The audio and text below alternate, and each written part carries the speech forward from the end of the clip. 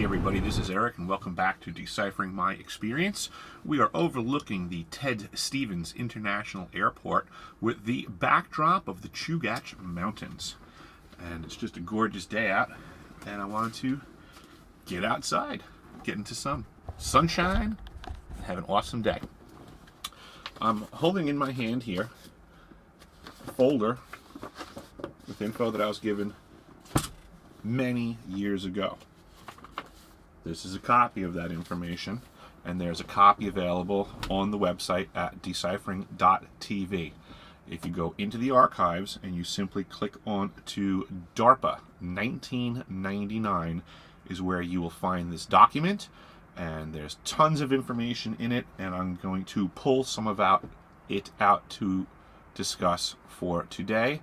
But it's about 35 pages if I remember correctly, and I'm just going to hit some paragraphs on it on what's pertinent today. I guess I should explain first. You might be saying, Eric, why are you only giving us this information now if you've been holding on to it for years?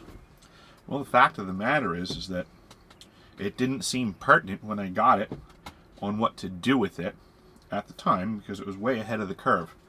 And in reality, I was told to secret it away with such great care. I forgot I had possessed this, and then I was concerned that I had just simply lost it.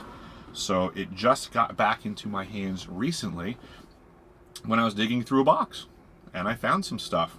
Again, I had guarded it. It was kept safe, and now here it is. The reason that I thought that I had lost it was when I initially drove up here from New York to Alaska. I had a lot of my gear with me and info, a lot of books, and I had, to the best of my recollection, I would say about 2 to 3 boxes of my stuff was stolen when I crossed from Canada into Alaska. It was an interesting encounter, let's just say, and I was threatened with arrest. My vehicle was taken from my possession against my will, and it was inspected and thoroughly gutted without me being present. So some of my stuff got stolen, and that happens. But I still have this, so this is what we'll be discussing. Ooh, something's coming in. What's that? Hey, it's Alaska Airlines.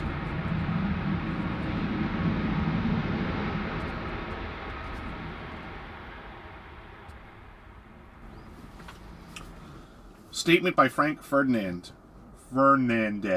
Frank Fernandez, Director, Defense Advanced Research Projects Agency, before the Subcommittee on Emerging Threats and Capabilities Committee on Armed Services, United States Senate, April 20, 1999.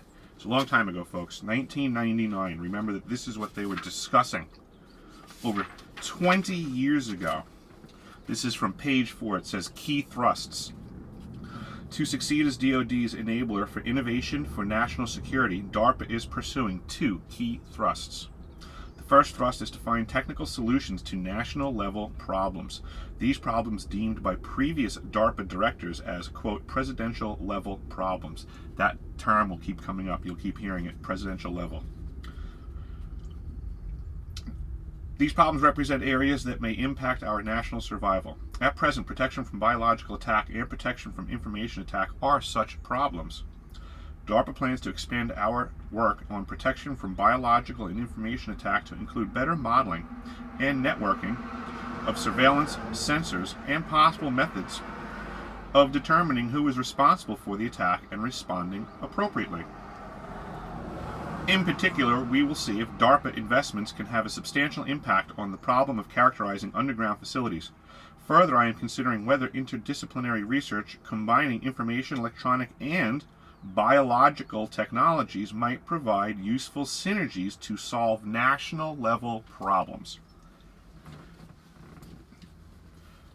The second thrust is to be the technical enabler for the concept of operational dominance, central to our future warfighting vision. This concept entails developing technical means to enable dominant maneuver, precision engagement, focused logistics, and full-dimensional protection to allow our military forces to dominate over a broad range of military operations. In the area of enabling operational dominance, DARPA emphasizes technologies and systems to support battlefield preparation, dynamic surveillance, and replanning,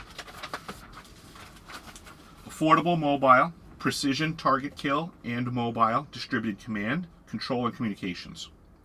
This represents a shift in emphasis from battle space awareness to the use of advanced sensors and information technology to affordably classify and attack non-stationary and buried targets and to rapidly adapt to changing situations.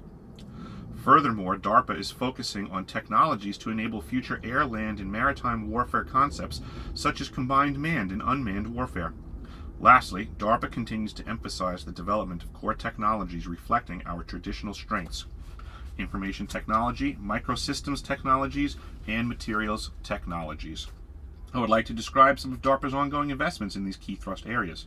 The arrangement of my description of these investments is as follows: technical solutions to national level problems, protection from biological warfare attack, and protection from information attack. 2. DARPA's role as technical enabler for the concept of, quote, operational dominance. Battlefield preparation, dynamic surveillance, and replanning, affordable mobile precision target kill. This is the same list of the same stuff as before, so we'll cut through that. Technical solutions to national level problems. Let me begin by addressing technical solutions to national level problems. Protection from biological warfare attack. That's why I'm reading this, folks. This is from 1999. Protection from biological warfare attack. A clear and growing national security problem is protection from biological warfare attack. In addition to being prepared for the potential use of biological agents in warfare, the U.S. must also be concerned about bioterrorism against U.S. assets both at home and abroad. At present in 1999, there is a tremendous mismatch between the magnitude of the threat and our defensive capabilities. To this end, DARPA has constructed its biological warfare defense program with the goal of developing and demonstrating technologies to thwart the use of biological warfare agents by both military and terrorist opponents. Our efforts, undertaken in close coordination with numerous organizations both within and outside the Department of Defense, are focused primarily on developing innovative, broad-spectrum approaches that can be used to defend against current known threats and to anticipate potential future threats, both before and after exposure. Our approach is particularly challenging in what we require our researchers to conduct testing. Let me reread that. Our approach is particularly challenging in that we require our researchers to conduct testing using live pathogenic agents before we declare success. DARPA's biological warfare defense program has 5 main thrusts: therapeutic countermeasures, advanced sensors, advanced diagnostics, consequence management tools, and air-water purification devices. The Unconventional Pathogen Countermeasures Program is investigating a wide range of therapeutic countermeasures. These include the development of immunizations to be used prior to exposure and medical therapeutics against toxins, bacteria, and viruses to be used after exposure. In addition, DARPA is exploring ways to modulate the body's response to a pathogen so that the pathogen becomes less virulent. The program has had some promising results to date. Well, that's certainly very interesting. Last year, in the year of decontamination, we tested a lipid emulsion with good results against bacteria. Now the emulsion is having extraordinary results against anthrax spores. In trials, the emulsion killed over 90% of 7 different types of anthrax spores within 30 minutes and more than 95% within 4 hours. This is a kill rate similar to bleach, the current decontamination method of choice. But the emulsion is non-corrosive and non-toxic, making its potential very exciting. In addition, early tests have shown that the emulsion seems to inhibit the germination of spores that are not killed. Another researcher has developed a chemical immunomodulator that prevents some of the life-threatening inflammatory consequences of infection, one that may be useful against a variety of threats.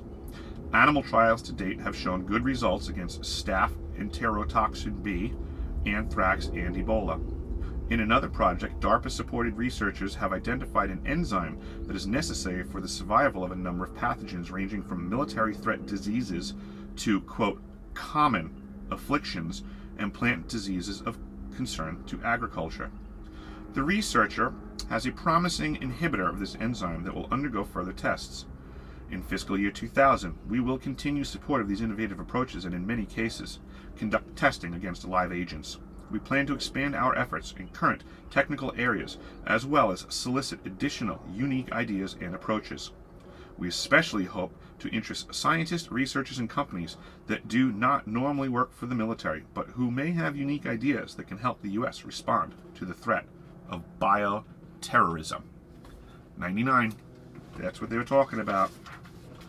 Sensors are important in dealing with every aspect of the biological incident, from warning of the presence of an agent in the atmosphere to determining whether a building is fully decontaminated and safe to re-enter.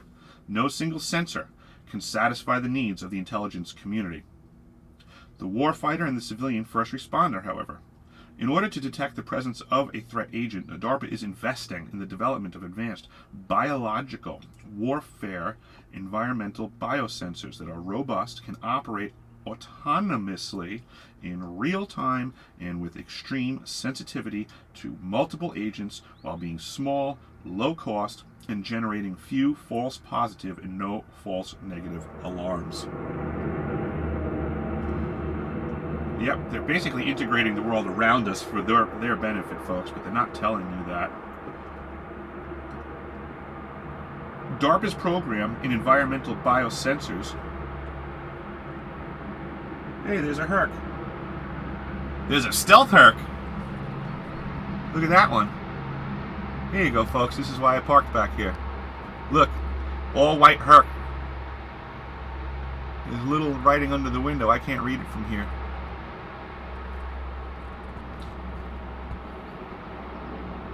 If anybody can zoom in on that and get a whole marking off it and leave it in the comments, it'd be nice to find out what that thing was. But back to the matter at hand.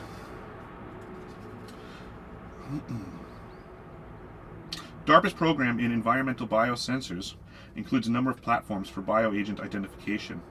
A miniature time-of-flight mass spectrometer, a handheld detector, a flow cytometer, a biochip that identifies the bioagent using a ribosomal RNA. Wowzers. And an aerogel platform that will provide revolutionary high surface area materials for biosensing. You don't say. I wonder if they could shoot that out of the back of a plane. In addition, the program is replacing the antibodies that are currently used to identify the bioagent threat in clinical and laboratory settings with smaller molecules that are more robust and therefore more useful in a tactical situation. The Environmental Biosensors program has already demonstrated substantial success. For example, laboratory tests of the mass spectrometer have shown that it can differentiate between a wide variety of biological agent simulants. The program will continue to expand its efforts to identify specific molecules of unique molecular weight and mass to identify biological agents without false alarms and within a minute of injection into the mass spectrometer. And that just kind of goes off on the testing part of that. Again, this is what Dr. James Giordano was talking about. He was talking about neuroweapons was the term that he was using contemporarily, but this is just, they're calling it like bioagents. It's the same type of attack that he was giving more specificity to now than they were back then. They're being very vague in what these types of attacks can do so far. They get to it a little bit, but we'll get there. A spin-off of the Environmental Biosensors program is an effort in tissue-based sensors. This program aims to use a cell or piece of tissue to identify a chemical or biological threat agent and to determine the threat's viability and how it causes harm.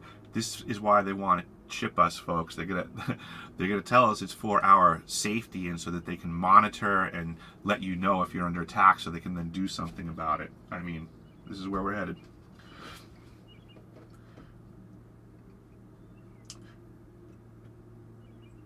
This will provide key information on the human health risks associated with exposure. Researchers have already made some key advances. They have demonstrated strategies to dramatically improve the stability of cells to be used in such sensors by genetically engineering cells to increase their survival and longevity.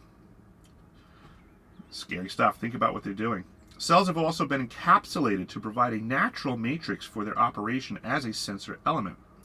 Researchers have fabricated interfaces to cells and tissues in order to investigate the spatial and temporal pattern of activity following exposure to a chemical or biological threat.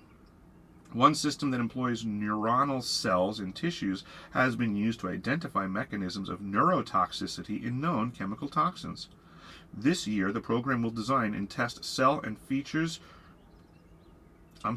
This year, the program will design and test cell and tissue systems that reliably report on viral and bacterial exposures and investigate key sensor features that provide minimal false positives while maximizing signal strength. In fiscal year 2000, the program will continue to focus on cell and tissue stability and investigate sampling issues associated with the autonomous collection of information. Here we go. The symptoms of exposure to biological warfare agents are often the same as those of the flu. I'm going to read that again, folks. This is the real deal. The symptoms of exposure to biological warfare agents are often the same as those of the flu. COVID is real, but it's a weapon, folks, and we're at war. Everything else that you've been told so far is a lie. To make matters worse, for most biological warfare agents, treatment must be provided very shortly after exposure in order to prevent death. That's why everybody was flipping out when this first happened, because they really, really, really understood the potentials for danger. And they knew. We were getting propagandized. They were showing people falling face down. Is what it is. The combination of these factors leads to the need for technologies that can detect the presence of pathogen infection and correctly identify the pathogen very early, perhaps even before symptoms appear. That's what they keep saying in the news. They want to keep telling you you're sick before you even know you're sick. This is where it's all coming from, folks.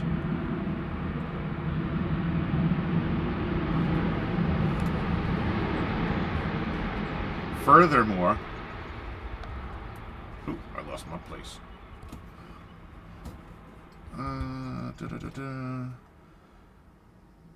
Oh no. Furthermore, any major biological attack will place great stress on the medical system. That is also what Dr. Giordano was saying was the intent of these types of attacks, is to actually just overload the medical industry. And that, I believe, is why we were reporting that our medical industry was so overloaded, because it was just disinformation to the enemy, because we had been attacked. So we wanted them to believe it was effective. These are war games going on. It's definitely not the truth. Therefore, it will be important to be able to identify those individuals who have actually been exposed to biological agents. It will also be important to have ways to differentiate exposed individuals from what would almost certainly be a much larger number of, quote, worried well individuals who may present themselves for medical care because they understandably fear exposure, but who have not actually been exposed. That is precisely what Dr. James Giordano was saying in his video about the battlefield of the mind and the new way of war and the system getting overloaded. That's the method. That is war contemporarily. We're in war, folks. The advanced medical diagnostics programs aims to detect the presence of infection by any biological threat agent and identify the pathogen in the body or in clinical samples in real time while pathogen numbers are still very low. Ongoing efforts include investigations into ways to easily obtain and prepare samples for analysis, projects to miniaturize and speed up sample analysis, and unique methods to determine infection. For example, by identifying host responses that may be indicators of infection. One interesting technique is to measure nitric oxide in exhaled breath. Listen to this, folks. They already have the answers for figuring these things out, and they like to pretend that they don't because they can market. One interesting technique is to measure nitric oxide in exhaled breath. It has recently been learned, in 1999, that the body produces nitric oxide when exposed to bacteria or viruses, even before the person feels ill. One group of DARPA-supported researchers will investigate whether elevated nitric oxide levels are useful as a marker for biological warfare pathogen infection, and will then develop a small, low-cost monitor to detect nitric oxide in exhaled breath to serve as a useful discriminator in cases of mass exposure. Another group of investigators recently developed a, quote, gene chip that can detect virtually all expressed human genes. In the coming year, they will test samples from a variety of infectious disease states to identify which human genes are turned on or off in response to infection. Pathogens have genes too, so DNA, the material that makes up our genes, can be used to identify pathogens. However, preparing samples for DNA analysis is often slow and labor-intensive. Another DARPA-funded group, which has been developing a miniature automated system to detect pathogen DNA, recently developed an integrated sample preparation cartridge to extract the DNA from a biological sample for analysis. Wowzers. So this is not new, folks, and it's been in the works for years, decades. Heck, this was from the last millennium. It just doesn't stop. The lies and the deception, and everybody's talking about disclosure and stuff nowadays. Disclosure? They're not disclosing anything. They're just piling on new lies to cover up the old lies. That's all it really boils down to. Disclosure. The only people that are going to give disclosure are from the community. There's nobody coming from the government that's going to give you anything but a rewrapped lie. They'll put a bow on it and make it look a lot prettier than last time they gave it to you, but it's like they're regifting it. It's like taking the old lie, wrapping it back up, and shoving it down your throat again. And it's not the way that it's supposed to be. So take this document, go to deciphering.tv. There's a lot more information on there. This is just the tip of the iceberg for what they've been planning. Biological attacks, neurological attacks, directed energy weapons. They've known that this stuff was going to be coming for a long time. They have been preparing for it, and this is what they know is going on right now. And they're not going to tell us about it. They're going to keep pretending that there's some other circumstance going on other than war. But it is what it is.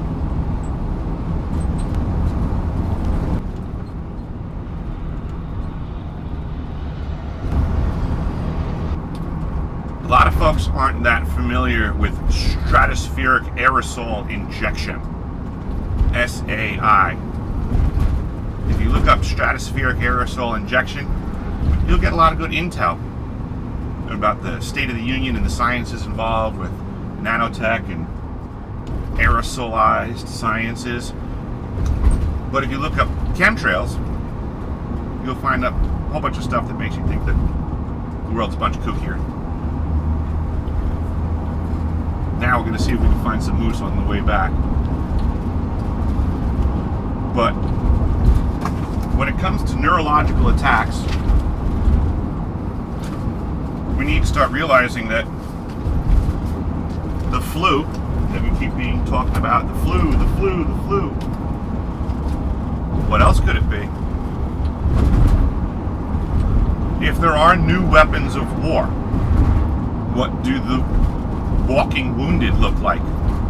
It used to be that if you were on the battlefield and the guy next to you got shot, there'd be a way for you to know that. He'd be bleeding, he'd get hit, call for a medic, know that he was injured at the very least. But we don't have that benefit nowadays. How do you know when the guy next to you got shot in this modern warfare world? According to the science that everybody wants to scream from the hills, oh, you can't argue with science.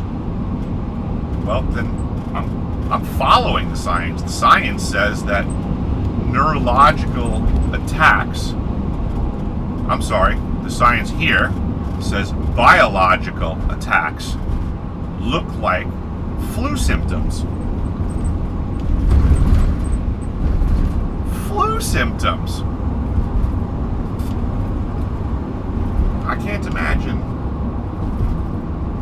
that what they're telling us is anything at all to what they're saying. I mean, how many times can people criticize the television and the news and yet they still go and follow the orders? I just wonder when people will resist, stop listening to the orders. It's time to do something, because doing nothing, just, what was that phrase? That all it takes for bad people to succeed is for good people to do nothing. And I very much agree with that.